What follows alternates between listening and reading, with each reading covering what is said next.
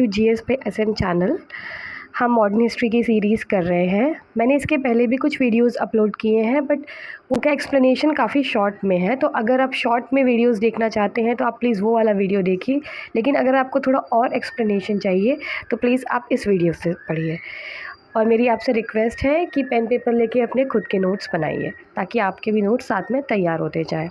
हमारा आज का टॉपिक है अराइवल ऑफ यूरोपियन कंपनीज़। 1453 को एज ऑफ डिस्कवरी कहते हैं। New sea routes by Europeans to promote their business. Europeans के द्वारा अपना बिजनेस प्रमोट करने के लिए नए सी रूट्स इसी टाइम से खोजना शुरू हुए थे। 1498 में इंडिया में पोर्तुगीज़ आए, जिसमें वास्को डी गामा थे। 1600 में डच, उसके बाद इंग्लिश या ब्रिटिशर्स, फिर डेन्स और सबसे लास्ट में फ्रेंच। ये क्वेश्चन पूछा जाता है कि इंडिया में सबसे लास्ट में कौन आया था। आपको मेरे नोट्स में 95% वही कंटेंट मिलेंगी जो प्रीवियस ईयर में पूछा जा चुका है। तो इसलिए मैं आपसे रिक्वेस्ट कर रही थी कि प्लीज़ आप भी इस नोट्स को तैयार करते जाएं। उसके बाद देखिए, 15th सेंचुरी में trade of spices, silk and precious stones was carried out through the following route: Arabian Sea, Red Sea, Suez और मेडिटेरियन सी। इस सी रूट के थ्रू इंडिया से चीज़ें ट्रेड की जाती थी। लेकिन 1453 में trade came to an end. Turkish ruler did not allow merchants, यानी जो टर्किश रूलर थे उन्होंने अपनी बाउंड्री से मर्चेंट्स को आने जाने के लिए अलाउ नहीं किया। तो क्या हो गया उससे? Crisis in European countries. European countries में स्पाइसेस की बहुत ज़्यादा डिमांड थी, इंडियन स्पाइसेस की। तो फिर वहाँ पे क्राइसिस होने लगा। तो अब इंडिया के लिए एक नए रूट की खोज की ज़रूरत पड़ी। 1486 में दैत लिस्बन के थे। ये जब निकले खोज पर तो ये अफ्रीका के बॉटम पे आके रुक गए। उन्हें वहाँ एक ऐसा एरिया मिला जहाँ पे शिप्स डूब जाती थी, और उन्होंने इस एरिया को नाम दिया केप ऑफ स्टॉर्म्स। हालांकि बाद में वहाँ के राजा ने इसका नाम बदल दिया एंड इसे कहा केप ऑफ गुड होप। इसके बाद क्रिस्टोफर कोलंबस हमारे आए। इन्होंने एक आइलैंड खोजा जिसका नाम रखा गया अमेरिका, और ये 1492 में इन्होंने खोजा था। अब पढ़ते हैं पोर्तुगीज़ के बारे में। 1498 में वास्को डी गामा पहले थे जो इंडिया आए थे at Calicut Kozhikode, and he was welcome by Zamorin ruler Manna Vikrama. ये क्वेश्चन भी पूछा जा चुका है। एक पोर्तुगीज़ थे फ्रांसिस्को डी अल्मेडा। ये पहले पोर्तुगीज़ गवर्नर थे और इन्होंने ब्लू वाटर पॉलिसी अडॉप्ट की। जो ब्लू वाटर पॉलिसी थी वो प्योरली कमर्शियल थी। इनका इंडिया में अपने साम्राज्य का विस्तार करने का ज़रा भी इरादा नहीं था। ये समुद्र पे बस अपनी सुप्रीमेसी बनाए रखना चाहते थे ट्रेडिंग के लिए। They build fort at Anjediva and Saint Angelo. इसके बाद है अल्फांसो डी अल्बियो। इन्हें real founder of Portuguese power कहा जाता है। इन्होंने गोवा कैप्चर किया और पॉलिसी ऑफ इम्पेरियलिज्म भी दी। इसके बाद आएंगे Nino da Cunha. He transferred his capital from Cochin to Goa, और इन्होंने दमन एंड दीव को भी एक्वायर किया। And last one is Martin Alfonso de Sousa. इनके टाइम पे फ्रांसिस जेवियर नाम के कैथोलिक मिशनरी इंडिया में आए थे। इन्होंने क्या किया? इन्होंने अकेले ही 7 लाख फिशरमैन को क्रिश्चियंस बना दिया, क्रिश्चियनिटी में इन्हें कन्वर्ट कर दिया, और इनका मम्मी आज भी गोवा चर्च में है। इसके अलावा ये कुछ और फैक्ट्स हैं जो एग्ज़ाम में पूछे गए हैं कि Portuguese build their first fort at Cochin. Hooghly was used as a base for piracy in the Bay of Bengal. और जो पोर्तुगीज़ का कंट्रीब्यूशन था इंडिया में, उन्होंने क्या क्या इंडिया में इंट्रोड्यूस किया वो था टोबैको, मेज़, chillies and printing press. Now next one is Dutch. Dutch United east India company थी जो इंडिया में आई थी। फर्स्ट डच फैक्ट्री बनी थी मोस्टली अट्टम, आंध्र प्रदेश में। Dutch defeated Portuguese and build Fort Williams in modern Kochi. Dutch ने पोर्तुगीज़ को डिफीट करके मॉडर्न कोची में अपना फोर्ट बनाया। Dutch are first to start a joint stock company to trade with India. पहले थे जिन्होंने एक जॉइंट स्टॉक कंपनी ट्रेडिंग के लिए बनाई इंडिया के साथ। डच लोगों के लिए इंडोनेशिया बहुत इंपॉर्टेंट था।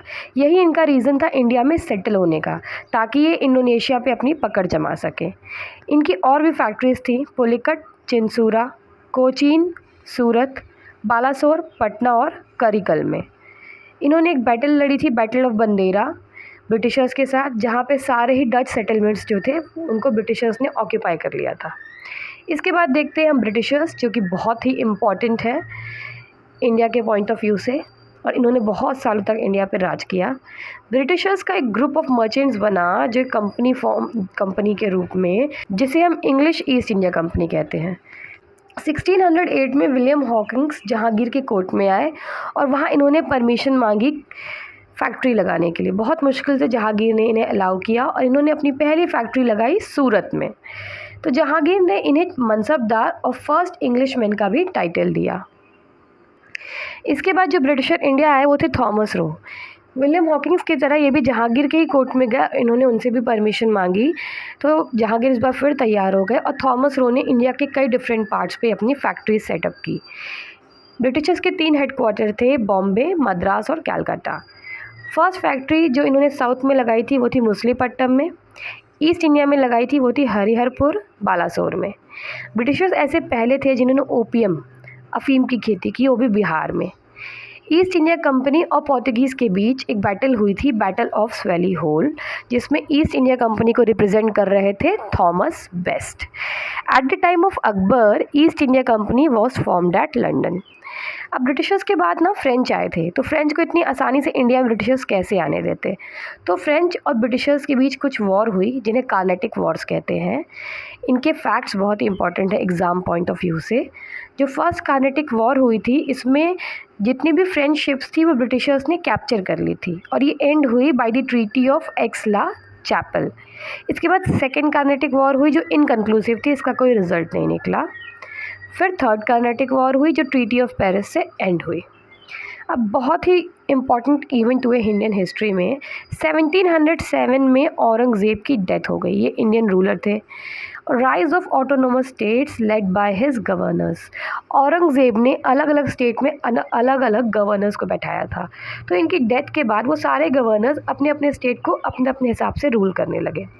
ऐसे ही एक गवर्नर थे फारूक सियार।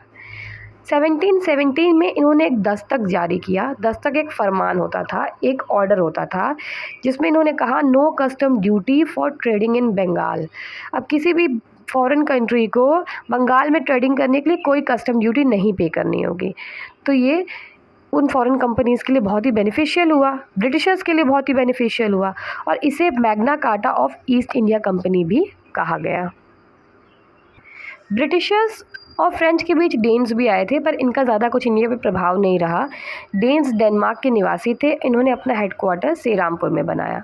Dense sold their settlements to Britishers and left India. इसके बाद सबसे लास्ट में आए French. These are last Europeans to came India.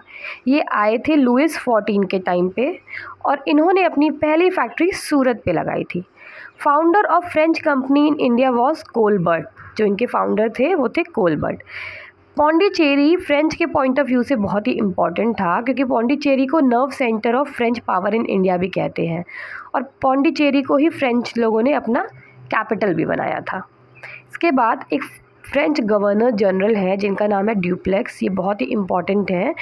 ये पहले ऐसे यूरोपियन थे जिन्होंने इंडियन पॉलिटिक्स के इंटरनल मैटर्स में भी इंटरफेयर किया था। ये था हमारा आज का video. Please like, share and subscribe. Thank you.